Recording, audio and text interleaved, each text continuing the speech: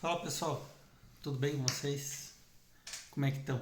Tudo tranquilo? Então, hoje eu vou estar gravando o último vídeo nosso de aula online. Então, o próximo encontro nosso que a gente vai ter vai ser presencial. No presencial, aí a minha ideia, que eu já estou programando, é a gente estar fazendo práticas de, de do que a gente viu durante esse curso, apesar de ter sido praticamente 80% do curso ter sido online, e o nosso curso ser de pecuária, eu acredito que a prática, eu deixei essas 16 horas pro presencial para nós fazer as práticas. Prática do que? Casqueamento, em Mocotó que a gente vai conseguir, em Patas, descongelamento de sêmen, montagem de aplicador.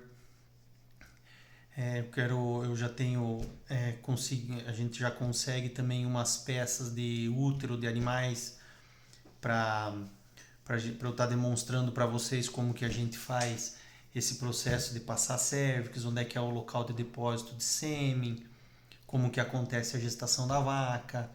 Às vezes a gente até consegue algum útero que tem alguma prenhese e tal. Se a gente conseguir também estar indo em propriedade, que a minha ideia é a gente conseguir pelo menos uma visita em propriedade, para eu estar mostrando para vocês a questão de pesagem da bezerra, né? A questão dos cuidados gerais com os animais, local de aplicação de injeção, como que a gente aplica, correndo para a gente correr o menor risco de se machucar e machucar o animal. A gente sabe que o animal que a gente trabalha, a vaca, ele é um animal de acima de 400, 500 quilos, então ela machuca a gente. Quem já levou um coice de vaca e sabe o quanto dói, o quanto pode machucar, se quebrar. Então eu vou mostrar como que a gente faz na prática do dia a dia para estar fazendo esse trabalho de aplicação de injeção, onde que aplica, como que aplica, pesagem de bezerra, descongelamento de sêmen, aonde que a gente insemina, como que a gente faz, para vocês tendo essa noção que futuramente ali, quando vocês completarem os 18 anos, vocês vão estar podendo fazer o curso de inseminação e tendo até, se alguém se interessar, uma profissão que tem crescido muito, que é de inseminador, né?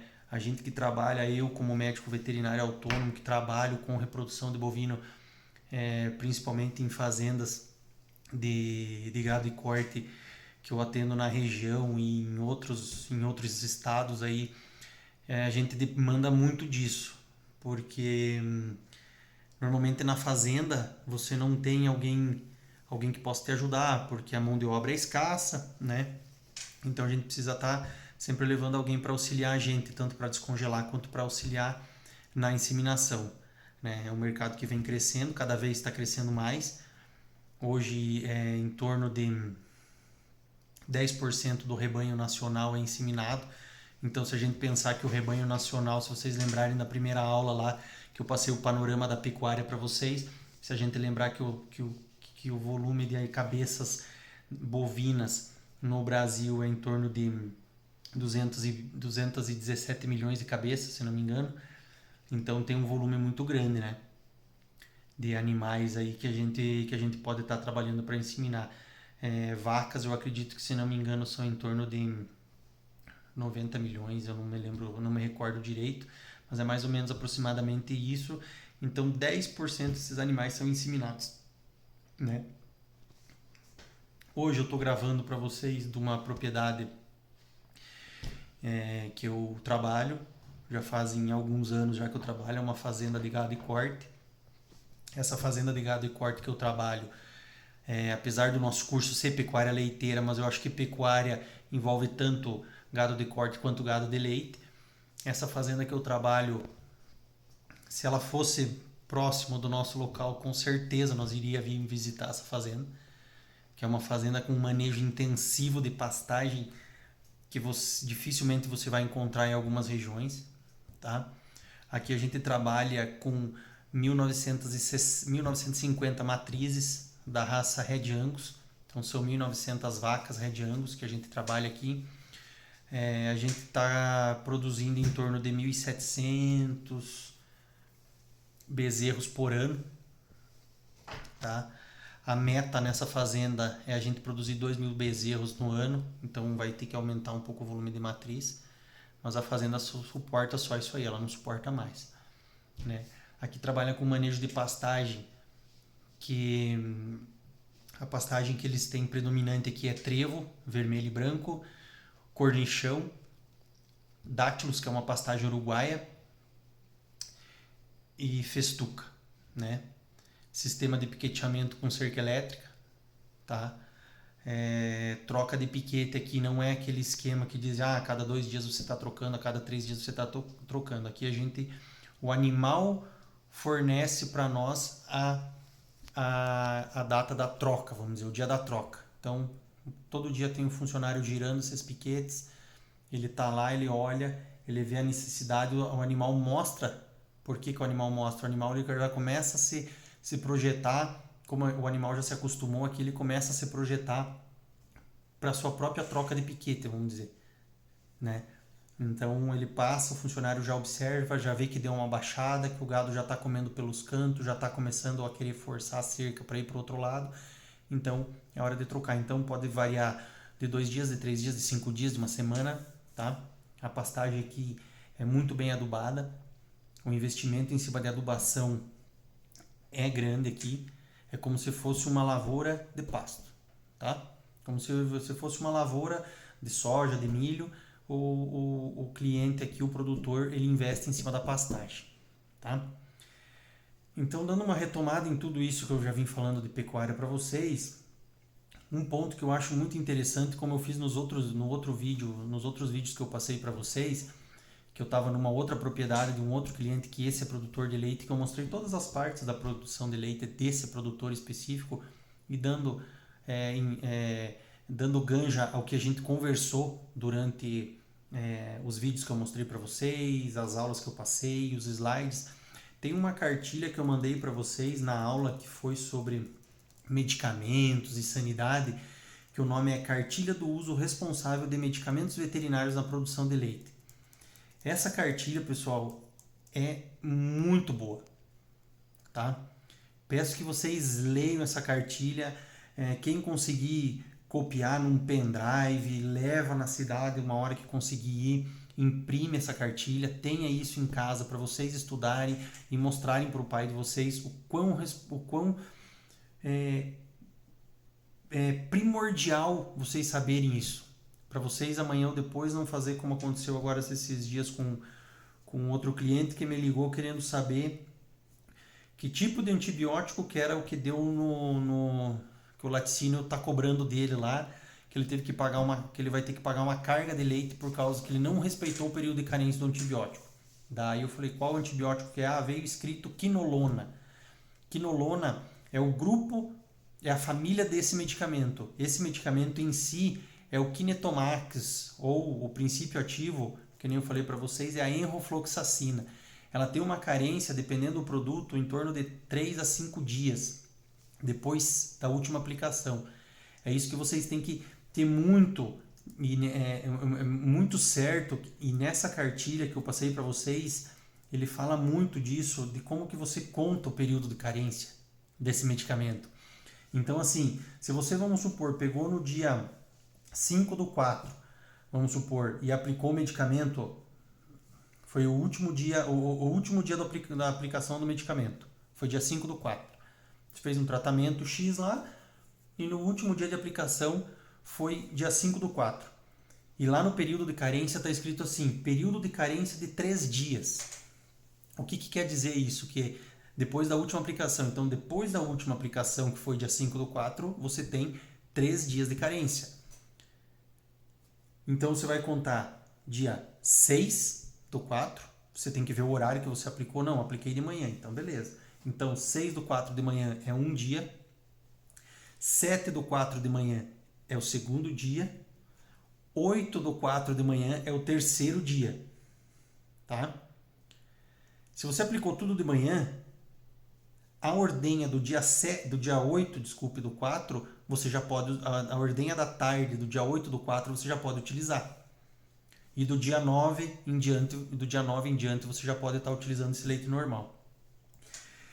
Então, pessoal, tem que ter correto isso. Leiam bula, gente. Bula não fala nada de errado, tá? E aí, lá onde está escrito assim, a critério do médico veterinário, quando você lê uma bula, daí ali é responsabilidade do médico veterinário, tá? Que tem algum tratamento diferente, que usa esse antibiótico de um jeito diferente.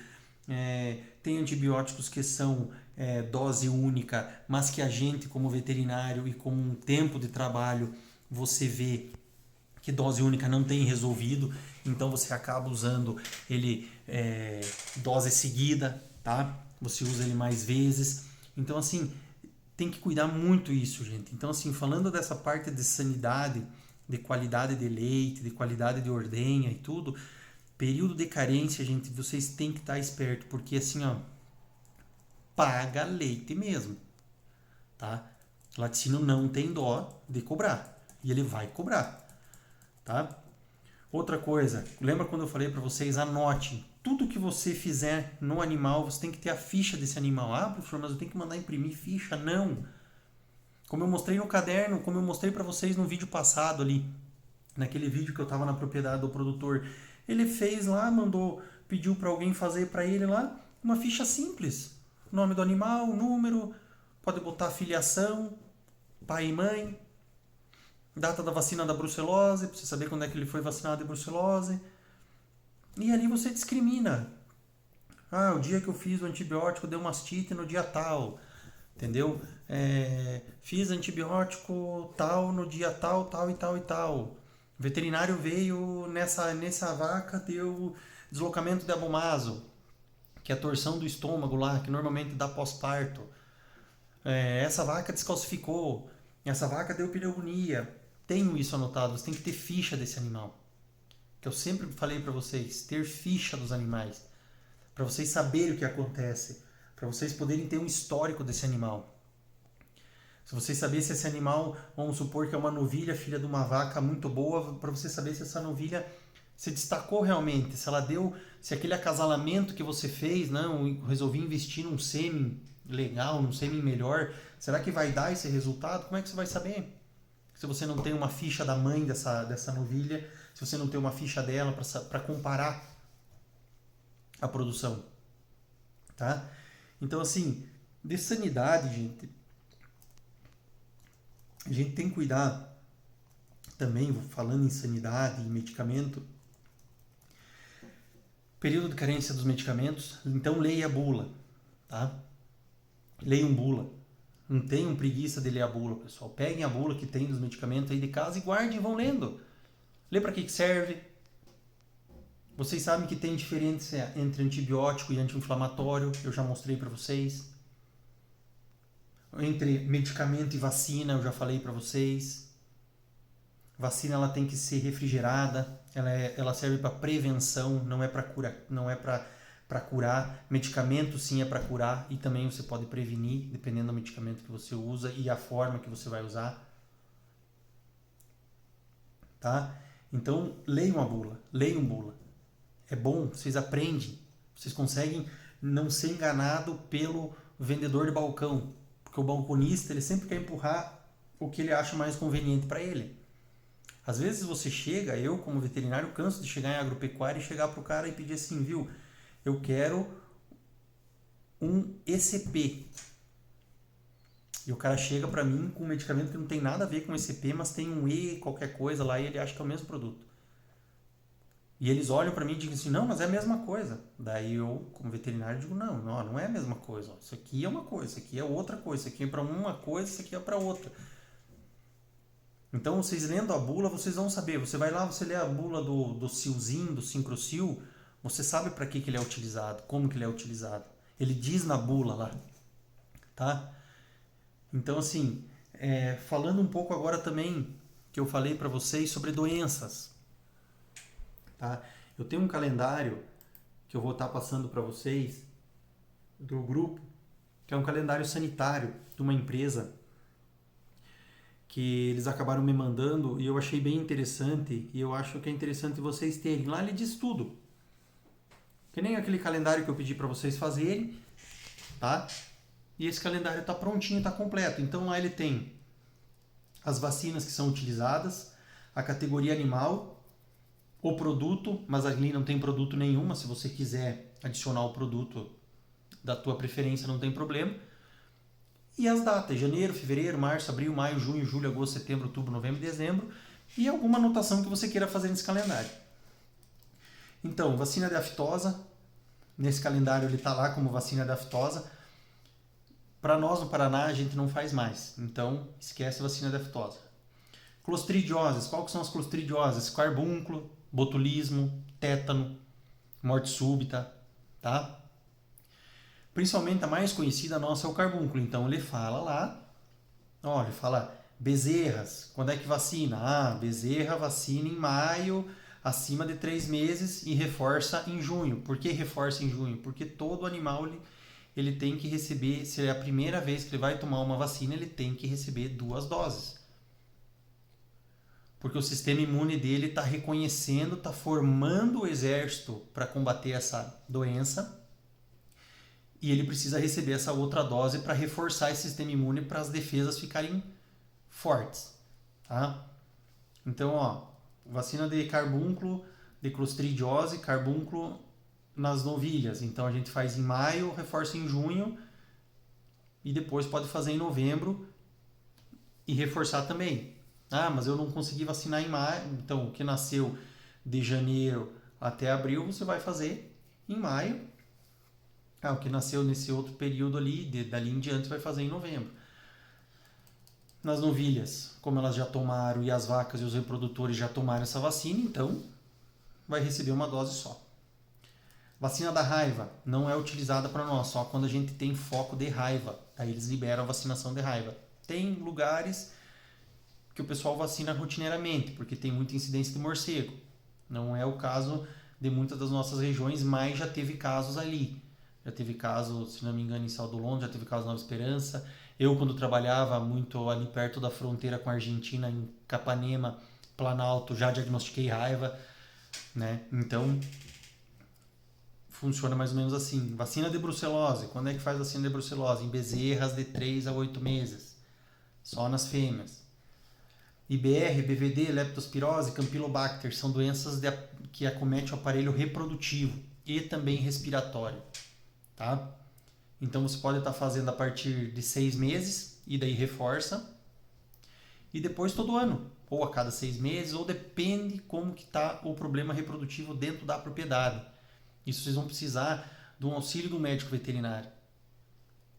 Gente, assistência veterinária ela não é cara. Dentro de uma propriedade, se você fizer a conta, uma assistência veterinária, não para o cara ir lá e tratar. Para o cara ir lá e tratar, ela se torna cara.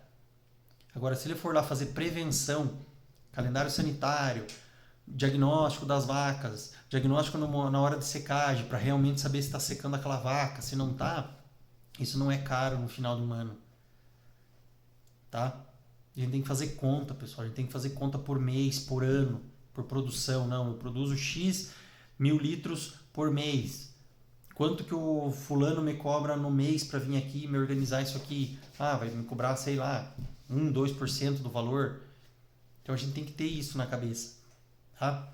Problema reprodutivo, gente, é o maior número de descarte. Depois de casco, é o que mais descarta a vaca em propriedade de leite.